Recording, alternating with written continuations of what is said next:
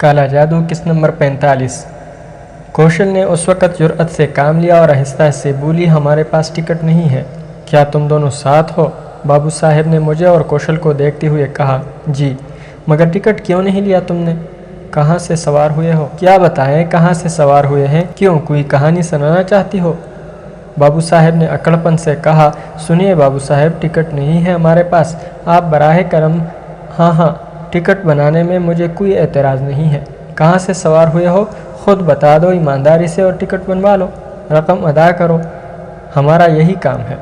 ہمارے پاس رقم بھی نہیں ہے، میرے بجائے کوشل نے کہا، اور بابو صاحب نے سامنے کی ہوئی کاپی پیچھے کر لی اور گورتے ہوئے بولے، رقم بھی نہیں ہے، ٹکٹ بھی نہیں ہے، تو پھر بیگم صاحبہ ٹرین میں سفر کرنے کی کیا ضرورت تھی؟ تم وہی کرو بابو صاحب جو زیادہ سے زیادہ کر سکتے ہو، تم ہمیں پولیس کے حوالے کر دو۔ در حقیقت ہم اتنے ہی پریشان حال ہیں کہ اگر تم ہمیں پولیس کی تحویل میں دے دو گے تو ہمیں زندگی کی مصیبتوں سے نجات مل جائے گی۔ ٹیٹی ہم دونوں کی صورت دیکھتا رہا، میرا تو دم ہی نکل گیا تھا پولیس کے نام سے۔ اگر واقعی ٹکٹ بابو صاحب نے ہمیں پولیس کے حوالے کر دیا تو کوشل کا تو کچھ نہیں بگڑے گا، لیکن میرا جو کچھ ہوگا وہ میں اچھی طرح جانتا تھا۔ بھلا ہندوستان کا کون سا گوشہ تھا جہاں کے پولیس اسٹیشنوں میں میرا ریکارڈ موجود نہ ہو؟ کئی انسانوں کا قاتل، ایک بدترین انسان، ایک مفرور ملزم۔ میں نے آنکھیں بند کر لی اور صابر ہو گیا، جو ہونا ہے اسے کون ٹال سکتا ہے؟ ٹیٹی چند لمحات سوچتا رہا، پھر وہاں سے آگے بڑھ گیا۔ واپسی میں پلٹ کر اس نے پوچھا، تم جا کہاں رہے تھے؟ ہمیں الور جانا ہے، کوشل نے جواب دیا۔ ہوں، اس نے عجیب سے انداز میں کہا اور پھر وہاں سے آگے بڑھ گیا۔ وہ کمپارٹمنٹ سے نکل گیا تھا۔ اس کے جانے کے بعد کوشل نے اطمینان کی گہری سانس لی اور کہنے لگی، پولیس اسٹیشن پہنچنے کے بعد میں اپنے پتا جی کا پتہ ان لوگوں کو بتا دوں گی، اور اگر ممکن ہو سکا تو انہیں اطلاع بھی کرا دوں گی۔ تم بالکل فکر مت کرو، پتا جی معمولی آدمی نہیں ہے، وہ فوراً ہی ہمارے پاس پہنچیں گے اور ہمیں چھڑا کر لے جائیں گے۔ میں نے کوئی جواب نہیں دیا، میں تو صرف اپنے بارے میں سوچ رہا تھا۔ بے شک کوشل کا کہنا ایک طرف سے درست تھا، اس کے پتا جی بہت بڑے آدمی ہوں گے، وہ آئیں گے اور کوشل کو چھڑا کر لے جائیں گے۔ لیکن اگر مجھے کسی نے پہچان لیا تو پھر مجھے بھلا کون چھڑا سکے گا؟ خیر، جو تقدیر میں ہے وہ تو بھگتنا ہی پڑے گا، میں زیادہ کیوں سوچوں اس بارے میں؟ چنانچہ خود بھی اطمینان سے بیٹھ گیا۔ صبح ہونے میں ابھی بہت زیادہ دیر نہیں رہی تھی، غالباً اس وقت 7 بجے تھے جب اچانک وہی ٹکٹ کلیکٹر صاحب آئے۔ ہم نے یہی سمجھا تھا کہ اب وہ ہمیں پولیس اسٹیشن لے جانے کی خوشخبری سنائیں گے، لیکن انہوں نے ایک پرچی ہمارے ہاتھ میں تھماتے ہوئے کہا، میں نے ٹکٹ بنایا ہے تم لوگوں کا اور پیسے اپنے پاس سے بھر دیے ہیں، ویسے کوشش کیا کرو کہ مصیبتوں سے بچنے کے لیے کوئی ایسا قدم نہ اٹھاؤ جس سے عزت پر حرف آ جائے۔ جی، آپ نے اپنے پاس سے پیسے بھر دیے ہیں؟ کیوں، انسان نہیں ہوں کیا؟ میری ڈیوٹی ختم ہو رہی ہے، میں نہیں جانتا کہ دوسرا ٹکٹ چیکر تمہارے ساتھ کیا سلوک کرے گا۔ الور تک کا ٹکٹ بنا دیا ہے، مجھے یقین ہے کہ تم جھوٹے نہیں ہو۔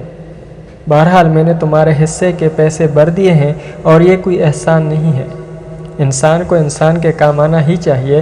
ٹکٹ چیکر آگے بڑھ گیا، میں عجیب سی نگاہوں سے اسے دیکھتا رہا، پھر میں نے پرچی پر نظر ڈالی اور کوشل نے آہستہ سے کہا، میں نے اس کا بیج نمبر دیکھ لیا ہے، فکر مت کرو، جتنی رقم اس نے ہمارے ٹکٹ کے سلسلے میں بھری ہے اس سے 100 گنا زیادہ کر کے اسے یہ رقم واپس کر دوں گی۔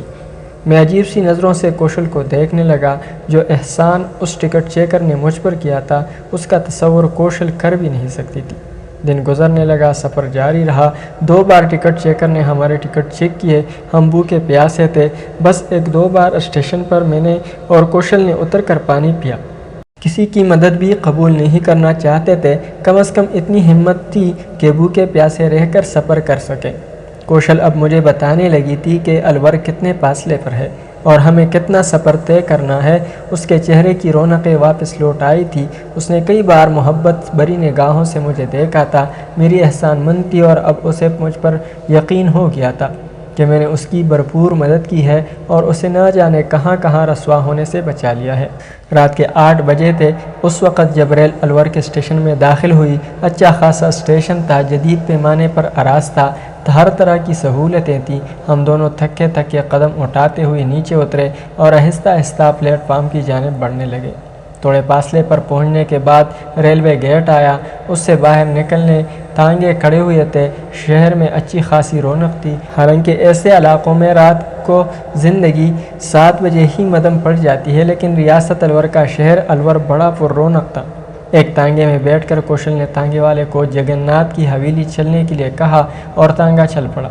इसका मतलब ये था कि जगन्नाथ जी इतने मशहूर थे कि तांगे वाले भी उस हवेली के बारे में जानते थे। तांगा सफ़र करता रहा। रास्ते में अचानक कौशल कहने लगी, एक बात कहूँ मसूद, बुरा तो नहीं मानोगे? मैंने चौंक कर कौशल को देखा। अजीब सी इल्तिजा थी उसकी आवाज़ में। क्या बात है कौशल? देखो, बिल्कुल बुरा मत मानना, ये मैं मजबूरी की हालत में कह रही हूँ, बाद में सब ठीक हो जाएगा। क्या बात है? तुम अपना कोई हिंदू नाम बता देना मेरे घर में। क्यों? मैंने हैरानी से कहा। बस पूरी तौर पर ये कर लेना, उसके बाद जो तुम्हारा मन चाहे कर लेना। बस कोई भी नाम, जैसे प्रकाश, जैसे चंद्र, जैसे कुछ और, कोई भी एक नाम देखो। मैं बहालत मजबूरी ये कह रही हूँ, ज़रा थोड़ी सी गलत बात हो जाएगी अगर तुमने फ़ौरन ही अपने आप को मुसलमान बता दिया तो। मुझे यहीं उतार दो कौशल, मैं तुम्हारी हवेली नहीं जाना चाहता। तुम क्या समझती हो मुझे तुमसे लालच है? मान गए ना बुरा? डर रही थी इस बात से। नाम बदल देने से धर्म तो नहीं बदल जाता। इंसान तो सब इंसान ही होते हैं। मेरा ख्याल है कौशल, मैं तुम्हारे साथ तुम्हारे हवेली नहीं जा सकूँगा। अरे किसी बातें कर रहे हो? अच्छा चलो छोड़ो, तुम्हारी मर्ज़ी, मैं खुद संभाल लूँगी, बस तुम चुप ही रहना। मगर अब तुम अपने घर आ गई हो, मैं रास्ते ही में कहीं उतर जाता हूँ। देखो, मैं तुमसे इल्तिजा करती हूँ, बुरा मत मानो, मेरी बात का न जाने क्यों मुझ कमबख्त ने ये बात कह दी। नहीं मसूद, तुम जाओगे नहीं। देखो ज़रा सी बात को इतना मत बढ़ाओ, तुम्हें मेरे साथ चलना होगा। कौशल, तुम यकीन करो, मैं नहायत खुशी से ये बात कह रहा हूँ। मेरा तुम्हारा साथ जाना वाकई इतना ज़रूरी नहीं है। तुम मेरे साथ जाओगे, वरना मैं ना जाने क्या कर डालूँगी। बता ही देती हूँ तुम्हें, मैं पागल हूँ। अजीब लड़की हो, मगर मैं अपना नाम तब्दील नहीं कर सकता। कौशल, तुम नहीं जानती मैंने जुमला अधूरा छोड़ दिया। हकीकत तो यही थी, मैंने बड़ी हिफाजत की थी, बहुत हिफाजत की थी अपने नाम की, वरना ना जाने क्या से क्या हो जाता। कौशल गर्दन झुकाए खामोश बैठ गई थी। तांगा कोई 20 मिनट तक भजकोले खाता रहा और उसके बाद एक अजीम शान और ख़ूबसूरत हवेली के सामने रुक गया। हवेली का बड़ा सा पाकट देखकर कौशल की आंखों में आंसू आ गए थे। वो आहिस्ता से नीचे उतरी और फिर दरवाजे के पास पहुंचकर दरवाज़ा बजाने लगी। एक आदमी ने छोटी खिड़की खोली थी। कौशल ने उससे कहा, दरमू चाचा, तांगे वाले को पैसे दे दो। उस आदमी का सर बुरी तरह गेट से टकराया और उसने फटी फटी आवाज़ में कहा, कौशल बेटा, अंदर मत भाग जाना, तांगे वाले को पहले पैसे दो। पैसे हैं तुम्हारे पास? कौशल बेटा, तुम आ गई। दरमू नाम का आदमी बाहर निकल आया और वो फटी फटी आंखों से कौशल को देख रहा था। हाँ, मैं आ गई हूँ दरमू चाचा, तुम तांगे वाले को पैसे दे दो। हाँ, अच्छा ले भाई, ले सारे रख, ले भाग जा। मालिक, कौशल बेटिया आ गई। मालिक, दरमू चीखता हुआ अंदर भाग गया। तांगे वाले को उसने जो उसके पास था सब दे दिया था। वो ये खुशखबरी खुद देना चाहता था। अंदर से पीतल की घंटियां बजने की आवाज़ें आ रही थी, साथ ही कोई पट्टी आवाज़ में अश्लोक पढ़ रहा था। मेरी समझ में अलबत्ता कुछ नहीं आया। ये क्या है कौशल? मेरे लिए हो रहा है ये सब कुछ राम कथा कही जा रही है, कीर्तन हो रही है। हमारे धर्म में किसी मुश्किल पड़ जाने पर यह सब होता है, कौशल ने बताया।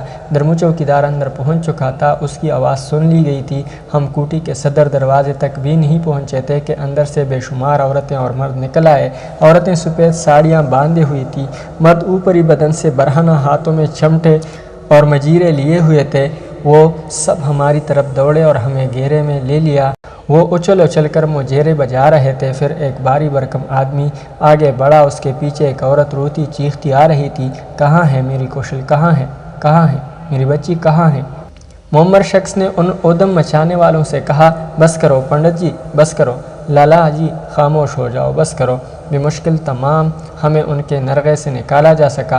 मुअम्मर औरत जो कौशल की माँ थी, कौशल से मिलकर ज़ारो कतार रोने लगी। अर्ज़ हर तरफ हंगामा ही हंगामा था। मैंने उस हंगामे से पैदा उठाकर पीछे खसकना चाहा तो कौशल जैसे मेरे इरादे को समझ गई। उन्हें इज़्ज़त से ले चलो। उसने कुछ लोगों को इशारा किया और वो मेरे गिर्द फैल गए। आइए महाराज। وقت کچھ کہنا بیکار تھا، چنانچہ میں ان کے ساتھ اندر چل پڑا۔ حویلی انتہائی شاندار تھی۔ وہ مجھے ایک عظیم الشان کمرے میں لے آئے اور یہاں بڑے احترام سے مجھے بٹھا دیا۔ کچھ جل پانی مہاراج؟ ان میں سے ایک نے کہا۔ نہیں کچھ نہیں شکریہ، میں نے کہا۔ 2-3 منٹ کے بعد ایک شخص اندر آ گیا۔ تکلیف کریں مہاراج، اس نے کہا۔ کہاں؟ آئیے آپ کو کمرے میں پہنچا دوں۔ میرا نام سکھچرن ہے، آپ کی سیوا کی ہدایت کی گئی ہے مجھے، میں یہاں سے جانا چاہتا ہوں۔ سکھچرن: مہاراج ہماری گردن کٹ جائے گی، ہم پر دیا کریں، اس نے عاجزی سے کہا۔ مجھے خاموش ہونا پڑا۔ یہ شخص مجھے ایک آراستہ کمرے میں لایا اور ایک طرف اشارہ کر کے بولا، وہ اشنان گر ہے، مہاراج نہا لیں، میں باہر ہوں، جب من چاہے آواز دے لیں۔ ٹھیک ہے، میں نے گہری سانس لے کر کہا اور وہ باہر نکل گیا۔ اس کے جانے کے بعد میں نے کمرے پر نظر ڈالی۔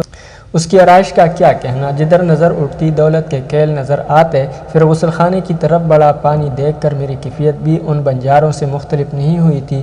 پانی کے نیچے بیٹھا تو اس وقت اٹھا جب تک بدن ٹھنڈا نہ ہو گیا، آنکھیں سرخ نہ ہو گئی، نشے کسی کیفیت کا احساس ہو رہا تھا۔ جھومتا ہوا باہر نکلا اور قیمتی مسہری پر دراز ہو گیا۔ باہر نہ جانے کیا کیا ہو رہا تھا، میں اس سے بے خبر تھا۔ نہ جانے کتنی دیر گزری تھی کہ دروازے پر دستک ہوئی اور پھر سکھچرن ناک پر کپڑا رکھ کے اندر آ گیا۔ یہ کریم خان ہے سرکار، آپ کے لیے کھانا لایا ہے۔ میں اٹھ کر بیٹھ گیا۔ کچھ سمجھ میں نہیں آیا تھا۔ نیا آنے والا قمیص پاجامے میں ملبوس ایک عمر رسیدہ آدمی تھا۔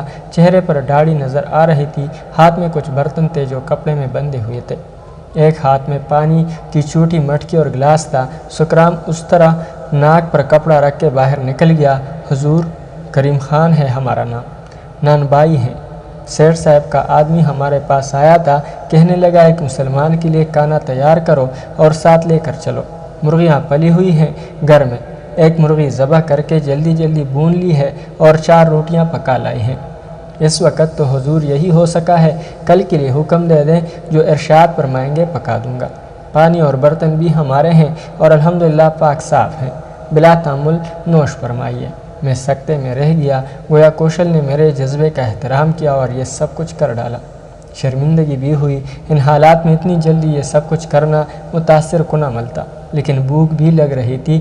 کیا ہی لذیذ مرغی تھی۔ کریم خان سامنے بیٹھا ہوا تھا۔ پھر سکرام کے ناک پر کپڑا رکھنے کا خیال آیا اور میں سمجھ گیا کہ اسے گوشت کا علم تھا۔ میرے نزدیک ایک بڑی بات تھی یہ۔ کھانے کے بعد میں نے کریم خان سے کہا، کریم خان تمہاری دکان کتنی دور ہے؟ ایک ذرا فاصلے پر، وہیں خانہ بھی ہے، اسی میں دکان نکالی ہے۔ کہاں کے رہنے والے ہو؟ بندہ پرور، اب تو الوری ہیں، اجداد کا تعلق لکھنؤ سے تھا۔ لگتا ہے بہرحال کریم خان کل دوپہر کو قورمہ اور نان کے لاؤ، وہیں دکان پر آ جائیں گے۔ جو حکم عالی جائیں، اجازت۔ شکریہ کریم خان، میں نے کہا اور کریم خان چلا گیا۔ میں جانتا تھا کہ سب کوشل میں مصروف ہوں گے اور اس وقت میرے لیے سو جانا بھی بہتر ہے، چنانچہ سونے کی کوشش کرنے لگا اور آرام دہ بستر پر نیند آ گئی۔ صبح کو خوب دیر سے جاگا تھا، یاد ہی نہ آیا کہ کہاں ہوں، پھر یاد آ گیا اور شرمندگی سی ہوئی، مگر کیا کرتا، کوشل نے نہیں جانے دیا تھا۔ غسل خانے جا کر منہ ہاتھ دھویا، باہر نکلا تو کریم خان موجود تھا۔ ارے کریم خان کیسے؟ ناشتہ لایا ہوں علی نصب، یہ حلوہ پوری اور ترکاری ہے۔ اف، اچھا ٹھیک ہے، مگر دوپہر کو یہاں کچھ نہ لانا، میں خود آؤں گا۔ ہم نے بتایا تھا کشوری لال کو۔ کشوری لال کون ہے؟ جگن ناتھ کے منیجر ہیں۔ کچھ کہا تو نہیں؟ بس یہی کہا کہ جیسا سیٹھ کہیں گے اطلاع دے دی جائے گی، مگر یہ بھی کہا کہ فرمائش کا کھانا پکا لینا۔ تمہارا تو بڑا خرچ ہوا ہوگا اس وقت، غلام زادہ دکان پر ہے، ہمیں 8 گنا زیادہ اجرت ادا کی گئی ہے۔ کریم خان چلا گیا۔ میں عجیب سی کیفیت کا شکار تھا۔ کوشل میں احسانات اتار رہی تھی۔ کیا احسان کیا تھا اس بیچاری پر؟ اپنا بھی تو مسئلہ تھا، میں بھلا کسی کے ساتھ کیا احسان کر سکتا تھا؟ ریحانہ بیگم اور سرفراز وغیرہ یاد آئے۔ کیا سوچا ہوگا بیچاروں نے میرے بارے میں، کیا سمجھ رہے ہوں گے؟ ناظرین، اگلی قسط تک اللہ حافظ۔